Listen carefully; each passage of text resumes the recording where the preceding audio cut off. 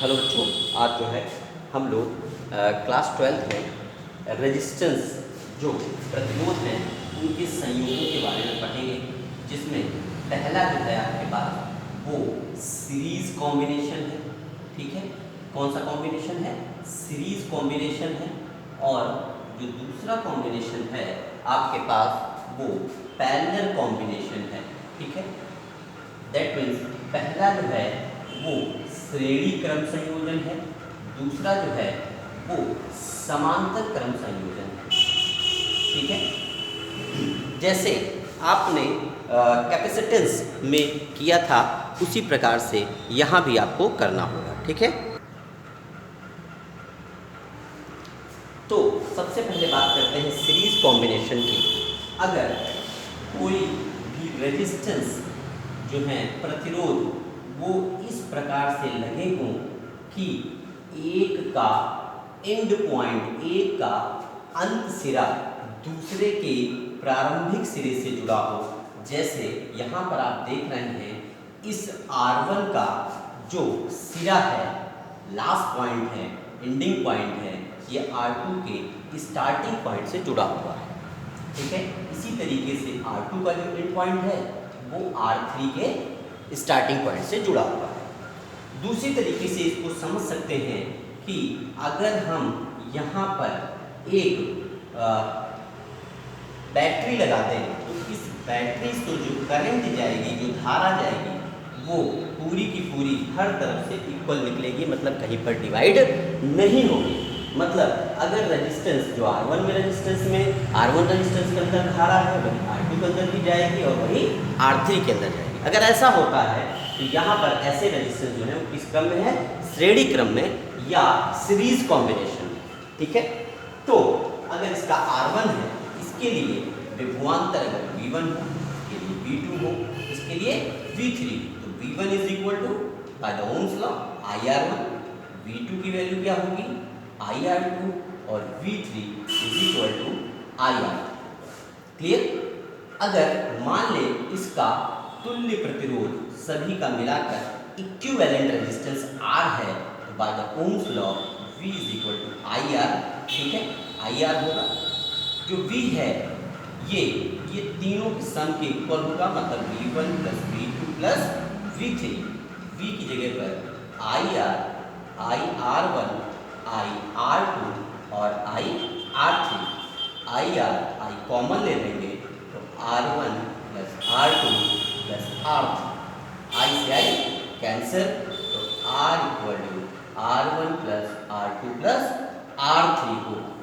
कहने का मतलब ये है कि अगर कोई भी रेजिस्टेंस जो है, कोई भी रेजिस्टेंस अगर वो सीरीज कॉम्बिनेशन में जोड़े जाते हैं, तो सीरीज कॉम्बिनेशन में जोड़े जाते हैं, इस कॉम्बिनेशन में सीरीज में या श्रेणी क्रम में जोड़े जाते हैं, तो उनका तुल्य प्रतिरोध, उनका इक्विवेलेंट रेजिस्टेंस जो होता है वो बढ़ता जाता है, वो ऐड होता जाएगा। कहने का मतलब है उनका पोटेंशियल, मतलब उनका विभवांतर डिवाइड होता है। डिवाइड होता है मतलब विभाजित होता है। ठीक, जैसे आपके घरों में जो झालर होती है दीपावली में, वो झालर के जो बल्ब होते हैं बच्चों, वो बहुत कम पावर के होते हैं और उनको कितना मिलता है? 220, और ये 220 जो होता है हर एक को इक्वली डिवाइड हो जाता है। तो छोटा छोटा पोटेंशियल, मतलब कम कम अमाउंट के पोटेंशियल हर एक को मिलते जाते हैं। अगर 220 हर एक को मिल जाए तो इन बल्ब को क्या हो जाएगा? ये मेल्ट कर जाएंगे, ये पिघल जाएंगे। ठीक, इसके बाद हम लोग जल्दी से बात करेंगे पैरेलल कॉम्बिनेशन की। ठीक है, हम लोग समांतर क्रम की बात करेंगे। मान लेते हैं हमारे पास तीन जो हैं वो रेजिस्टेंस हैं, R1, दूसरा वाला R2 और तीसरा वाला R3। ठीक है, हमारे पास तीन रेजिस्टेंस हैं, वो तीनों रेजिस्टेंस इस तरीके से जुड़े हुए हैं कि इस तरीके से जुड़े हैं कि इनके अंदर कि जो स्टार्टिंग पॉइंट है सभी के, आपके देख रहा होगा सभी के प्रारंभिक बिंदु, सभी के स्टार्टिंग पॉइंट एक ही पॉइंट पर जुड़े हैं, सभी के एंड पॉइंट भी एक ही पर जुड़े हैं। ठीक, दूसरा तरीका ये है कि अगर ये आई जाएगा तो यहाँ पर आई पहुँचने के बाद ये तीनों में डिवाइड हो जाएगा, तीनों में विभाजित हो जाएगा। इसमें मान लेते हैं I1, इसमें I2 और इसमें I3।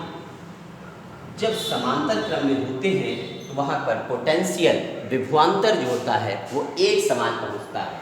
मतलब सीरीज में हमने आपको बताया था धारा एक समान होती है, विभव विभाजित होता है, करंट जो होती है वो सेम होती है। सीरीज में हमने आपको बताया था कि जो करंट है हमारे पास, जो धारा है वो कैसी होगी, हम सब में सेम होगी, मतलब एक समान होगी।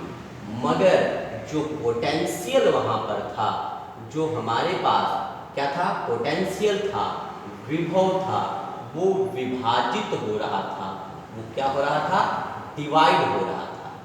ठीक, यहाँ पर पैरेलल में जो होता है वो करंट, धारा जो होती है वो डिवाइड होती है, वो विभाजित होती है, मगर विभवांतर जो होता है, जो पोटेंशियल होता है वो हर जगह सेम होता है। जैसे घरों की लाइट जो होती है वो पैरेलल कॉम्बिनेशन में समांतर क्रम में ही जुड़ी हुई होती है।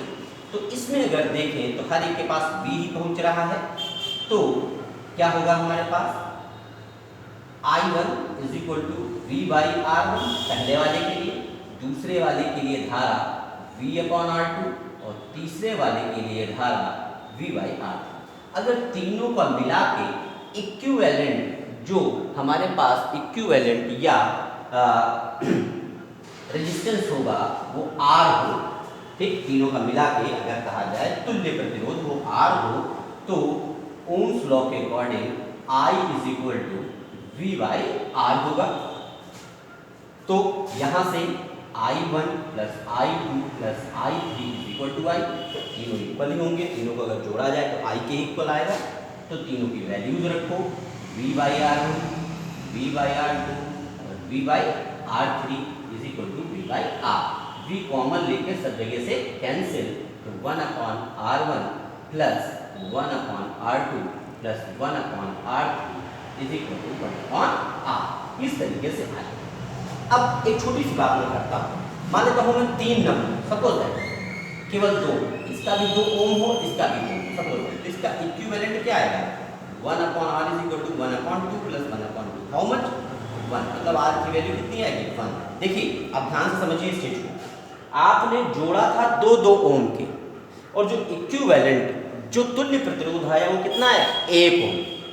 तो जो सीरीज कॉम्बिनेशन होता है, जो हमारे पास श्रेणी क्रम संयोजन होता है, उसमें रेजिस्टेंस जुड़ता है, बढ़ता जाता है। जैसे वहां पर अगर जोड़े होते हम 2 ओम का और दूसरा भी 2 ओम का, इसको जोड़े होते इस तरीके से, तो आप देखते तब इक्विवेलेंट क्या आता, R1 plus R2, 2 plus 2, how much, 4 ओम आता, बढ़ जाता है। सीरीज में अगर जोड़ते हैं तो प्रतिरोध जो होता है, वो जो रेजिस्टेंस होता है वो इंक्रीज करता है, बढ़ जाता है। मगर जो पैरेलल कॉम्बिनेशन होता है, जो समांतर क्रम संयोजन होता है, उसमें जो होता है इक्विवेलेंट रेजिस्टेंस, तुल्य प्रतिरोध हमेशा घट जाता है पहले से। ठीक है, तो इसको आप देखिए, समझिए और कर लीजिए। ठीक है बच्चों, ओके, थैंक यू।